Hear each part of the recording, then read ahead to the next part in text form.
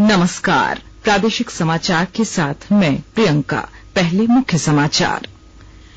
केंद्र सरकार ने लघु बचत योजनाओं की ब्याज दरों में कटौती के फैसले को वापस लिया। पुरानी ब्याज दरें जारी रहेंगी। केंद्रीय वित्त मंत्री ने ट्वीट कर दी जानकारी। देश भर में आज से 45 वर्ष से अधिक आयु के सभी लोगों को लगाया जाएगा कोविड-19 से बचाव का टीका। राज्यपाल ने झारखंड बजट 2021-22 को दी स्वीकृति। आज से खर्च की जा सकेगी राशि। और रांची के गेतलसूद जलाशय में 100 मेगावाट क्षमता का लगेगा फ्लोटिंग सोलर संयंत्र। मुख्यमंत्री ने ऊर्जा विभाग के प्रस्ताव को दी स्वीकृति। अब समाचार विस्तार से। कोविड मरीजों की संख्या फिर से बढ़ रही है, इसलिए सभी श्रोताओं से अपील है कि कोई भी कोताही ना बरतें। सभी सुरक्षा उपायों का पालन करें और 45 वर्ष से ऊपर के सभी लोग बेहिचक टीका लगवाएं। सुरक्षित रहें और 3 आसान उपायों का पालन करें। मास्क पहनें, 2 गज की दूरी है जरूरी, सुरक्षित दूरी बनाए रखें, हाथ और मुंह साफ रखें।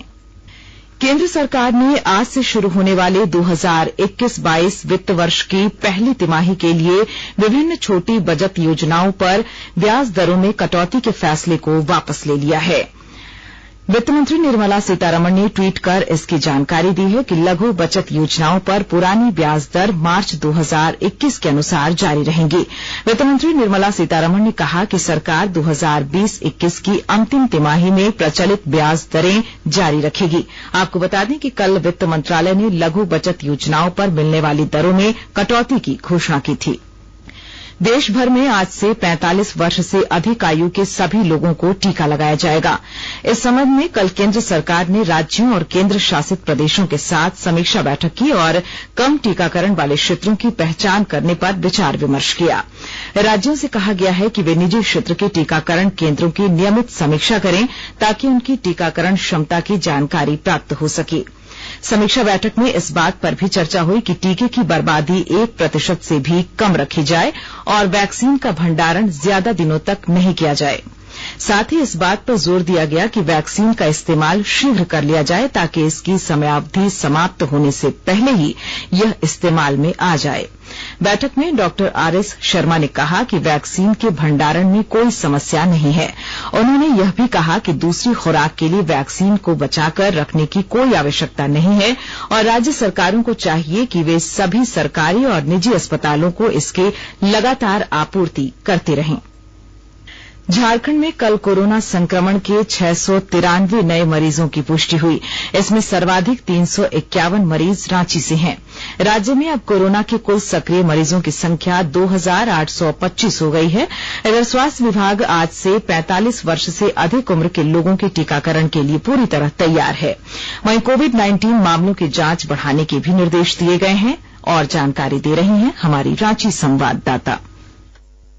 रांची जिले में सक्रिय कोविड-19 मामलों की संख्या में लगातार तीसरे दिन भी वृद्धि जारी है। कल राजधानी रांची में 351 कोविड-19 मामले सामने आए हैं। राज्य में पिछले 15 दिनों में कोविड-19 के सक्रिय मामलों की संख्या में वृद्धि हुई है। वहीं रिकवरी दर घटकर 96.82% हो गई है। राज्य के स्वास्थ्य सचिव के सोन और एनआरएचएम के निदेशक रविशंकर शुक्ला ने रेलवे स्टेशन, बस स्टैंड और हवाई अड्डे पर कोविड की जांच बढ़ाने और कोविड नमूना संग्रह केंद्र स्थापित करने के लिए समीक्षा बैठक में रांची जिले के जिला अधिकारियों को निर्देशित किया है। श्री सोन ने प्रतिदिन संक्रमितों के कॉन्टैक्ट ट्रेसिंग पर जोर दिया और सभी कोविड पॉजिटिव रोगियों के यात्रा इतिहास का रिकॉर्ड रखने के भी निर्देश दिए हैं। उन्होंने उन क्षेत्रों में वैक्सीनेशन ड्राइव बढ़ाने का निर्देश दिया है जहां अधिकतम कोविड-19 के मामले दर्ज किए गए हैं। राज्य में 45 वर्ष से अधिक आयु के लोगों का टीकाकरण आज से शुरू होगा। रांची के उपायुक्त ने दुकानों, रेस्टोरेंट, मल्टीप्लेक्स और मॉल के सभी श्रमिकों का कोविड-19 परीक्षण अप्रैल 8 तक अनिवार्य रूप से करने का निर्देश दिया है। शिल्पी, आकाशवाणी समाचार, रांची। देश भर में 6 करोड़ 43 लाख से अधिक लोगों को कोविड-19 से बचाव का टीका लगाया जा चुका है। केंद्रीय स्वास्थ्य मंत्रालय ने कहा कि अब तक कुल 6 करोड़ 43 लाख 58,765 लोगों को टीका लगाया गया है। इसमें 82 लाख 47 हजार से अधिक स्वास्थ्य कर्मियों को टीके की पहली डोज दी गई है, जबकि 52 लाख 38 हजार से अधिक लोगों को दूसरा टीका लगाया गया है। इसके अलावा अग्रिम पंक्ति के 91 लाख 34 हजार से अधिक कोरोना योद्धाओं ने पहला टीका लगवाया है, जबकि 39 लाख 23 हजार से अधिक ने दूसरी डोज ली है। 60 वर्ष से ऊपर आयु वर्ग के 3 करोड़ से अधिक लाभार्थियों ने पहला टीका लगवाया है और 86 हजार से अधिक ने दूसरी खुराक ली है। विभिन्न बीमारियों से पीड़ित 45 वर्ष से ऊपर के 76 लाख 74 हजार से अधिक लाभार्थियों ने पहला टीका लगवाया है, जबकि 13 हजार से अधिक ने दूसरी खुराक ली है।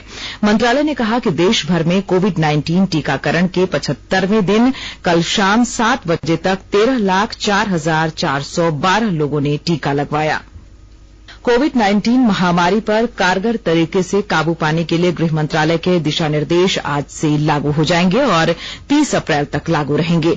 इन दिशा निर्देशों का मुख्य जोर महामारी की रोकथाम में मिली बड़ी सफलता को और मजबूत करना है।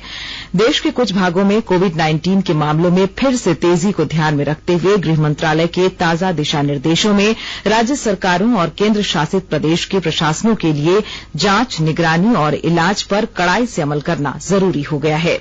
राज्यों और केंद्र शासित प्रदेशों को यह भी सुनिश्चित करना होगा कि लोग कोविड संबंधी एहतियातों का पालन करें और सभी आयु वर्ग के लोगों के लिए टीकाकरण अभियान तेज किया जाए। राज्य सरकार ने अगले आदेश तक सभी विभागों को बायोमेट्रिक डिवाइस से हाजिरी बनाने के नियम में छूट दी है। अब कर्मियों को पुरानी व्यवस्था के तहत रजिस्टर पर ही हाजिरी बनानी होगी।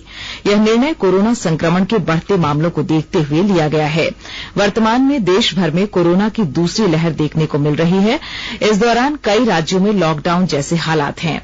झारखंड में भी कोरोना मरीजों की संख्या में लगातार बढ़ोतरी हो रही है, इसलिए सरकार ने त्योहारों को लेकर विशेष दिशा निर्देश भी जारी किए हैं। केंद्र सरकार ने आधार संख्या को पैन नंबर के साथ जोड़ने की अंतिम सीमा आगामी 30 जून तक के लिए बढ़ा दी है। कोविड-19 महामारी की वजह से लोगों की समस्याओं को ध्यान में रखते हुए यह फैसला किया गया है। पूर्व निर्धारित कार्यक्रम के अनुसार पैन और आधार को जोड़ने की अंतिम समय सीमा खत्म हो रही थी, जिसे आगे बढ़ा दिया गया है। आकाशवाणी के ताजा तरीन समाचारों के लिए आप हमारी वेबसाइट newsonair.com पर लॉग ऑन कर सकते हैं। ताजा समाचार Twitter handle @AIR news alerts और Facebook page all India radio news पर भी उपलब्ध है। आप प्रादेशिक समाचार एकांश के ट्विटर हैंडल @AIR न्यूज _ और फेसबुक पेज तथा YouTube channel AIR news Ranchi पर भी हमारे बुलेटिन सुन सकते हैं। प्रादेशिक समाचार आप आकाशवाणी रांची से सुन रहे हैं और अब पेश है कोरोना से बचाव के कुछ संदेश। कोविड-19 से बचाव और सुरक्षित रहने के 3 उपाय। मास्क लगाएं, 2 गज दूरी है जरूरी, सुरक्षित दूरी रखें, हाथ और मुंह साफ रखें।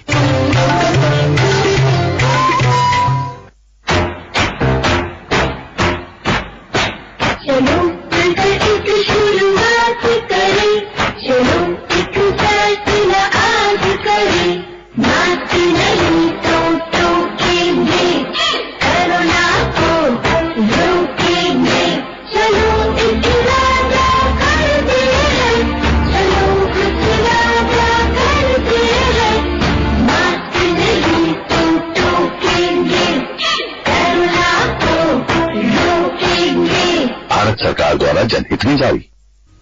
प्रादेशिक समाचार में आपका फिर स्वागत है। राज्यपाल द्रौपदी मुर्मू ने 2021-22 के झारखंड बजट से संबंधित झारखंड विनियोग अधिनियम 2021 की स्वीकृति प्रदान कर दी है। योजना सह वित्त विभाग ने बजट संबंधित अधिनियम को गजट में प्रकाशित भी कर दिया है। इस वित्त वर्ष का बजट 91,277 करोड़ रुपए का है। प्रावधान की गई राशि की स्वीकृति तथा आवंटन का आदेश ऑनलाइन किया जाएगा। जो राशि निकासी होगी, इसकी जानकारी भी वित्त विभाग को देनी होगी। योजना सह वित्त सचिव हिमानी पांडेय ने गजट प्रकाशन की सूचना सभी विभागों के अपर मुख्य सचिव, प्रधान सचिव, सचिव व सभी विभागाध्यक्षों को दी है। इसके तहत अब बजट प्रावधान का खर्च 1 अप्रैल 2021 से 31 मार्च 2022 तक की अवधि में राज्य की संचित निधि से की जा सकेगी। वित्त सचिव ने राशि व्यय करते समय विभाग के निर्देशों का अनुपालन करने को कहा है। इधर मुख्यमंत्री हेमंत सोरेन ने कहा है कि कोविड महामारी से पहले की स्थिति में झारखंड जल्द पहुंच जाएगा। ये मुझे लगता है कि पिछले वित्त वर्ष के जब कोविड का ये नहीं था, उस समय की जो स्थिति थी उस तक में हम लोग आ जाएंगे और मुझे लगता है कि स्थिति या आय व्यय का जो मैनेजमेंट रहा काफी बेहतर रहा। राज्यपाल द्रौपदी मुर्मू ने कल झारखंड राज्य न्यायिक सेवा जूनियर डिवीजन के प्रशिक्षु अधिकारियों को बधाई दी और कहा कि लोगों को त्वरित न्याय दिलाने, वादों का शीघ्र निपटारा करने की दिशा में हमेशा प्रयासरत रहें। उन्होंने कहा कि मामले की बेहतर तरीके से समीक्षा करें ताकि लोगों के साथ अन्याय न हो। राज्यपाल ने कहा कि आप सभी अपने विवेक से झारखंड राज्य के लोगों के साथ न्याय करें। इस अवसर पर राज्यपाल के प्रधान सचिव शैलेश कुमार सिंह एवं झारखंड न्यायिक अकादमी के निदेशक भी मौजूद थे। पूर्व सांसद सालखन मुर्मू के नेतृत्व में कल राज्यपाल द्रौपदी मुर्मू से एक शिष्टमंडल ने राजभवन में मुलाकात की। मौके पर शिष्टमंडल ने राज्यपाल को बताया कि राज्य सरकार लैंड बैंक और लैंड पुल के नाम पर सीएनटी और एसपीटी कानून को तोड़ने का प्रयास कर रही है। इस कानून के लिए टीएसी की सहमति लेनी आवश्यक थी, जो नहीं ली गई। राज्यपाल को शिष्टमंडल ने इस संबंध में एक ज्ञापन भी सौंपा। राज्य सरकार ने राज्य के जलाशयों में फ्लोटिंग सोलर संयंत्र लगाने का निर्णय लिया है। इसके तहत पहले चरण में रांची के गेतल सूद जलाशय में 100 मेगावाट क्षमता का फ्लोटिंग सोलर संयंत्र लगाने संबंधी ऊर्जा विभाग के प्रस्ताव को मुख्यमंत्री हेमंत सोरेन ने स्वीकृति दे दी है। जलाशयों पर फ्लोटिंग सोलर संयंत्र के स्थापित होने से विद्युत ऊर्जा की उपलब्धता सुनिश्चित होने के साथ जल संरक्षण में भी मदद मिलेगी। आपको बता दें कि सतत एवं समावेशी विकास के साथ साथ पर्यावरण प्रबंध को लेकर ऊर्जा मंत्रालय ने पारंपरिक ऊर्जा स्रोतों पर निर्भरता कम करने और नवीकरणीय ऊर्जा स्रोतों के उपयोग को बढ़ावा देने के लिए राष्ट्रीय सोलर मिशन 2010 शुरू किया है। झारखंड में भी नवीकरणीय ऊर्जा स्रोत से विद्युत उत्पादन को बढ़ावा देने का कार्य कई परियोजनाओं के माध्यम से किया जा रहा है। बढ़ती विद्युत ऊर्जा की आवश्यकता को पर्यावरण प्रबंधन के साथ पूरा करने के लिए जलाशयों पर फ्लोटिंग सोलर संयंत्र स्थापित कर विद्युत ऊर्जा उत्पादन करने के लिए गेतल सूद जलाशय में फ्लोटिंग सोलर संयंत्र स्थापित किया जा रहा है। मधुपुर उपचुनाव को लेकर 3 अप्रैल को झामुमो केंद्रीय कार्यकारिणी की बैठक सुबह 10:30 बजे से मुख्यमंत्री हेमंत सोरेन के कांके रोड स्थित आवास पर होगी। केंद्रीय कार्यकारिणी समिति के सभी पदाधिकारियों एवं सदस्यों को बैठक में शामिल होने के लिए आग्रह किया गया है। इधर वर्तमान राजनीतिक परिस्थिति, मधुपुर उपचुनाव सहित देश के कई राज्यों में हो रहे आम चुनाव एवं सांगठनिक विषयों पर चर्चा के लिए झामुमो विधायक दल की बैठक भी आगामी 3 अप्रैल को आहूत की गई है। और आइए अब सुनते हैं अखबारों की सुर्खियां। राज्य से प्रकाशित लगभग सभी प्रमुख अखबारों ने आज से 45 वर्ष से अधिक आयु के सभी लोगों को टीका लगाए जाने की खबर को अपनी पहली सुर्खी बनाया है। इसके अलावा अखबारों ने अन्य महत्वपूर्ण खबरों को भी प्रमुखता के साथ प्रकाशित किया है। प्रभात खबर ने कोरोना संक्रमण को देखते हुए नेशनल हॉकी चैंपियनशिप को स्थगित किए जाने की खबर को प्राथमिकता से प्रकाशित किया है। हिन्दुस्तान ने लिखा है, झारखंड में शहर से गांव तक फैला संक्रमण। विश्व बैंक द्वारा नए वित्त वर्ष में भारत की तरक्की संबंधित रिपोर्ट को दैनिक भास्कर ने टब बॉक्स के साथ प्रकाशित किया है। अखबार ने लिखा है, महामारी के बावजूद 2024 तक 5वीं सबसे बड़ी अर्थव्यवस्था बनने की राह पर भारत। दैनिक जागरण ने निजी स्कूलों के कमजोर वर्ग के बच्चों को प्रतिमाह 425 रुपए दिए जाने के राज्य सरकार के फैसले को पहले पेज पर प्रकाशित किया है। रांची एक्सप्रेस ने पद्मश्री छुटनी महतो को धमकी मिलने की खबर को प्राथमिकता दी है। द टाइम्स ऑफ इंडिया ने कम टीकाकरण वाले क्षेत्रों को चिन्हित करने के केंद्र के निर्देश संबंधी खबर को अपनी पहली सुर्खी बनाया है। और हिन्दुस्तान टाइम्स ने 48 वर्ष से अधिक उम्र के लोगों का आज से टीकाकरण करने की खबर को पहले पेज पर प्राथमिकता दी है। और अब अंत में मुख्य समाचार एक बार फिर। केंद्र सरकार ने लघु बचत योजनाओं की ब्याज दरों में कटौती के फैसले को वापस लिया। पुरानी ब्याज दरें जारी रहेंगी। केंद्रीय वित्त मंत्री ने ट्वीट कर दी जानकारी। देश भर में आज से 45 वर्ष से अधिक आयु के सभी लोगों को लगाया जाएगा कोविड-19 से बचाव का टीका। राज्यपाल ने झारखंड बजट 2021-22 को दी स्वीकृति, आज से खर्च की जा सकेगी राशि। और रांची के गेतलसूद जलाशय में 100 मेगावाट क्षमता का लगेगा फ्लोटिंग सोलर संयंत्र, मुख्यमंत्री ने ऊर्जा विभाग के प्रस्ताव को दी स्वीकृति। इसके साथ ही आकाशवाणी रांची से प्रादेशिक समाचार का ये बुलेटिन समाप्त हुआ। नमस्कार। घर में रहिए, सुरक्षित रहिए और सुनते रहिए आकाशवाणी।